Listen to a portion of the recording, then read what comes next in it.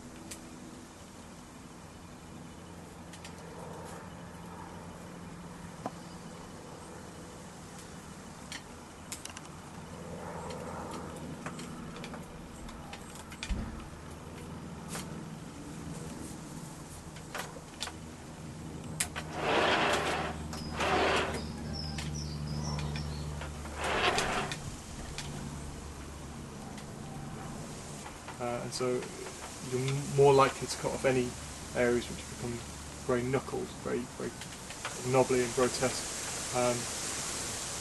You're more likely to cut those off quicker than you will do further down the tree. It's sort of common knowledge that azaleas are more dominant in the base of the tree rather than the apex. But in the case of a really healthy bonsai tree with a good root system and it's correctly looked after, you should always have a very vigorous apex, and because that gets a lot more sun, you'll get a lot more growth up there.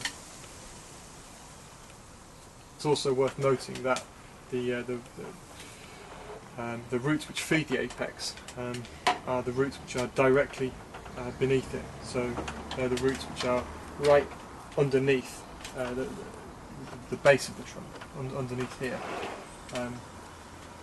And so if water cannot penetrate to the centre of the root ball, then the apex will become weak. So in order to always maintain having a healthy apex, it's very important that water can actually penetrate inside and get underneath the base of the trunk. And you can do that by repotting relatively frequently, once every 3 years a minimum. And when you do so, make sure that there is a way that water can get in. So for example, create a hole in between the nabari like this, so the water can really sort of penetrate in there. And always remember where that hole is when it comes to watering time, and just add a little bit extra there. The other thing that you can do is to just have it on a slight bit of an angle in the garden. Put a wooden block or something underneath here, water a little bit more on that side, and then the water will go underneath and be absorbed by the soil and the roots directly underneath the apex.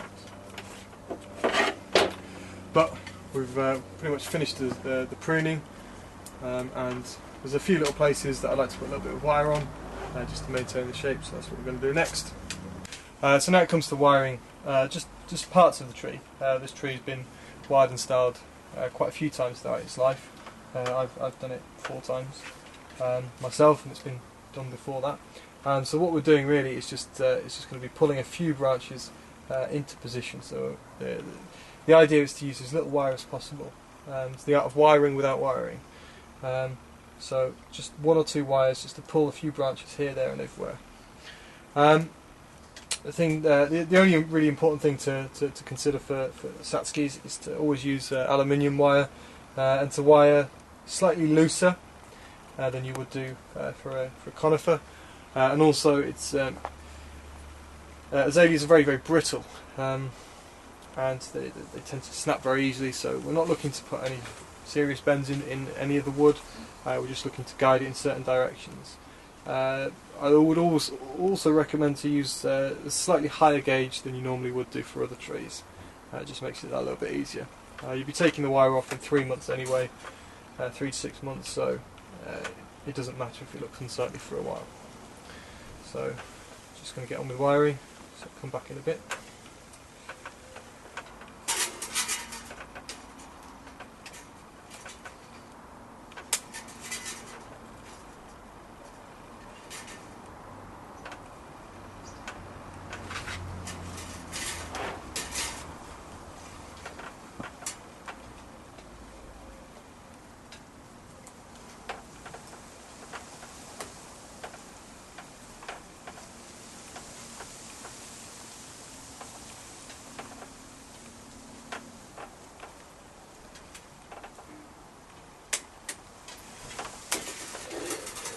The trick to styling Satsukis is not to imagine what it looks like now, not to create this beautiful structure now of a bare skeleton, because hopefully in 6 weeks' time this is going to be covered in new growth. So the basic wiring and styling is pretty much finished now. I've tried to use as little wire as possible, and just pulled a few little branches down and what have you, but there's the basic shape that we want to try and get to at this time of year. And now what's going to happen is start getting lots and lots of new shoots all over the place, so allow those to develop. The best way to help stimulate that is to keep it very moist, keep the air around it humid. So we don't want to have it anywhere that's too windy, like it is now.